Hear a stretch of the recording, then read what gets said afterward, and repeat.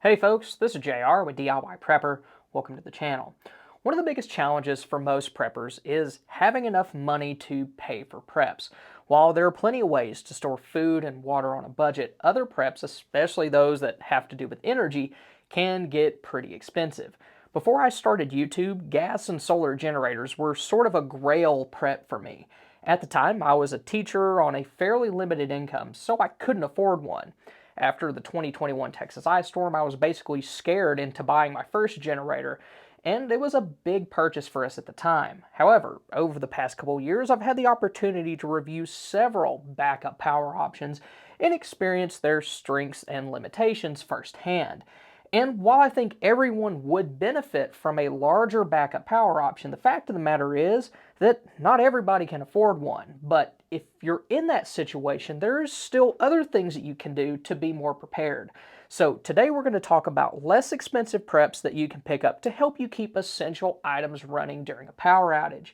Many of these are things that I used before my family and I got our first generator, and they did a pretty good job getting us through short power outages. Now, when dealing with budget-friendly backup power, it's important to understand what you can do and what you can't do.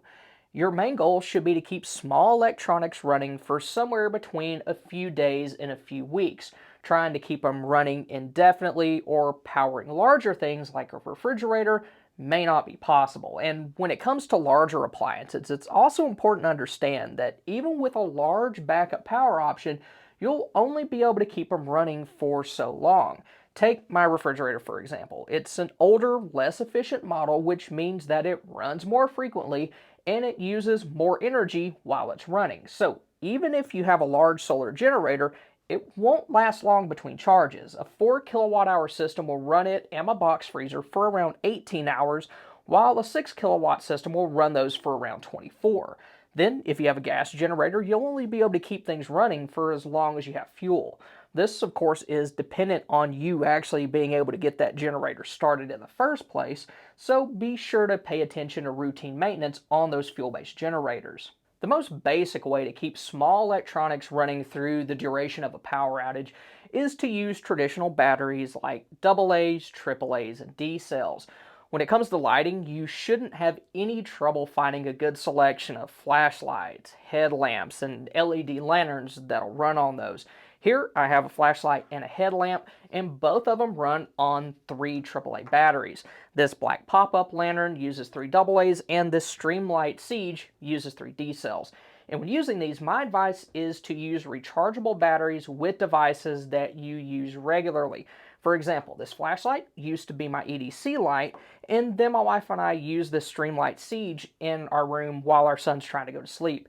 It's a lot less bright than something like a table lamp would be, so we can still keep our door open so he doesn't get scared without lighting up that entire end of the house. Considering how often we use those, if we were using regular disposable batteries, we would go through a ton of them, and batteries aren't cheap.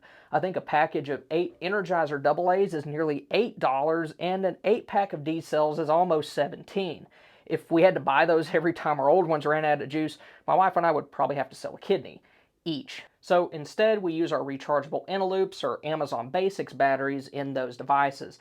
Even though they are more expensive up front, you'll end up saving a lot of money in the long run. Now, unfortunately, if you don't have a backup power source, then you won't have any way to recharge them after they've been depleted. You could always take them to work and charge them there, like maybe there was a storm where your house loses power, but the rest of your area still has it. But for situations that could last longer and you wouldn't be able to charge them in that way, it's also a good idea to keep a stockpile of traditional alkaline batteries on hand as well. Having rechargeables for daily use and then storing regular alkalines will allow you to kind of enjoy the best of both worlds. You'll save money by using the rechargeables for just normal use and be able to stockpile more disposable batteries for emergencies at a lower cost than the same number of rechargeables. Another way to keep essential electronics running during a power outage is to use USB battery banks. Like traditional batteries, these won't let you run larger devices, but they will allow you to keep things like your cell phone, flashlights, and radios up and running. Even a relatively small, inexpensive one like this can have a capacity of up to 10,000 milliamp hours, which is enough to charge most cell phones at least 2 or 3 times.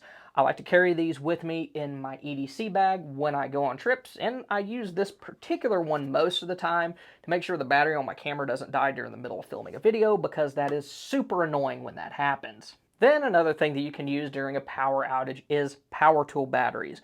Modern cordless power tools use powerful lithium-ion batteries to run things like drills and saws. However, they can power other things as well. Before we got our first generator, we used a couple of Milwaukee LED lanterns for lighting and then a job site fan here to stay cool.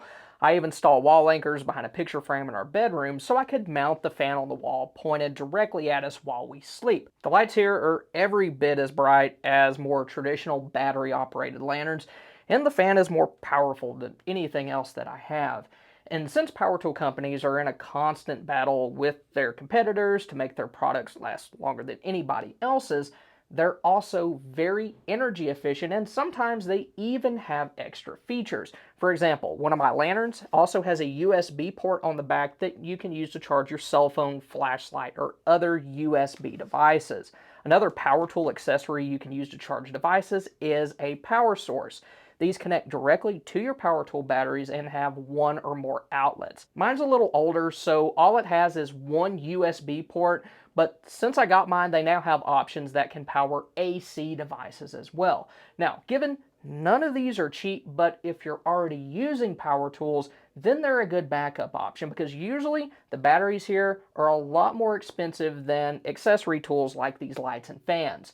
When I got these, I was doing a lot of building projects, and adding a few extra tools to my collection was a lot cheaper than going out and buying a generator.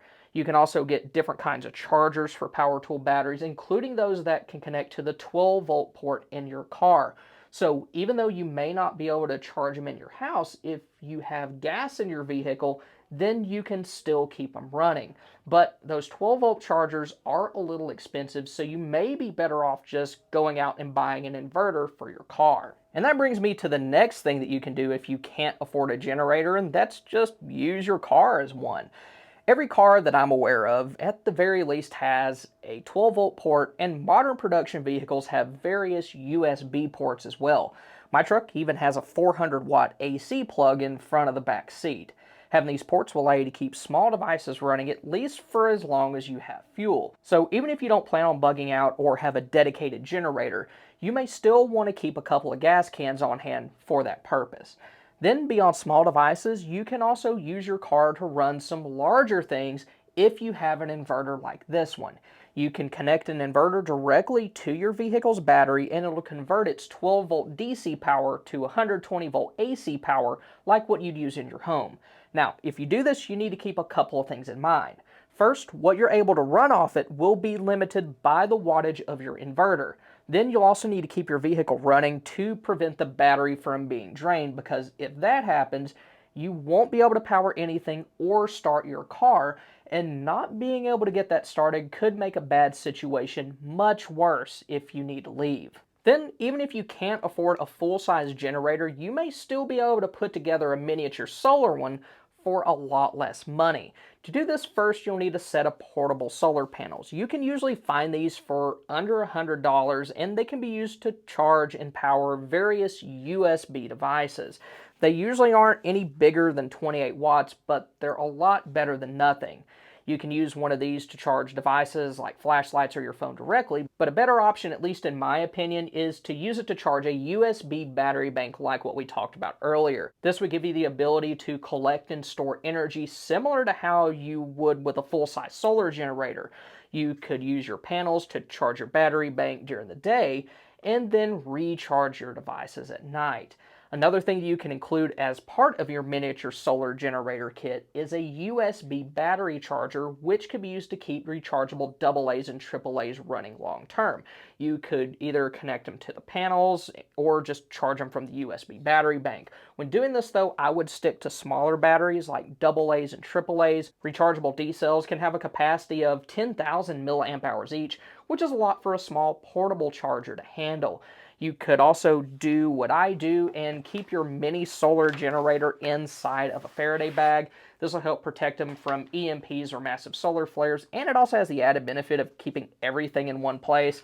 I also like to keep charging cables inside of the bag just so I don't have to look for them, and it would make things a lot faster if we needed to bug out. A cheaper option than this, though, is to use individual solar devices. Emergency radios like the Midland ER310 that I've shown on the channel have a solar panel built into them that can charge an onboard lithium-ion battery. Something like that can be placed in a sunny window and it'll charge itself back up. You can also get small LED lanterns like this one that you could use at night and recharge during the day. Another thing you can do if you can't afford a generator is rely on fuel-based lighting methods. Candles and oil lamps have been used for thousands of years, but they do have some pretty big drawbacks. First, they aren't going to generate nearly as much light as modern LED or even older incandescent lights will. Then they're also a fire hazard. All it takes is one mistake and you lose your house. And out of all the more primitive lighting methods I've used, I've grown to prefer candle lanterns like this Yuko chandelier. Since it uses 3 candles, it'll be almost as bright as a hurricane lantern, but without the fumes. And since it's enclosed, it's a lot safer than using regular candles. But another thing to keep in mind about flame-based lighting methods is that they also produce heat. This may help a little during cold weather power outages, but it'll make the ones during warmer months even more miserable than they already are. Now, when it comes to generating heat for staying warm or cooking, fuel-based options are actually better, especially if you happen to be relying on solar. Anything that generates heat uses a ton of energy and will drain a power station very quickly. And even if you're using a gas generator, cooking or using a heater will eat up a ton of its available wattage. So for cooking, I prefer to use a butane stove since they're a little safer to use indoors, or a larger, more powerful propane stove when I'm cooking outdoors. Then for personal heating, buddy heaters work really well and they come in a few different sizes. I've used them at home and on hunting and camping trips for years without any issues. Now, if you can't afford a generator now, but you may be able to soon, then be sure to check out this video comparing gas and solar generators. And if you want to see the different off-grid lighting methods that you can use during a power outage, then click here. Thank y'all for stopping by. Y'all have a good one.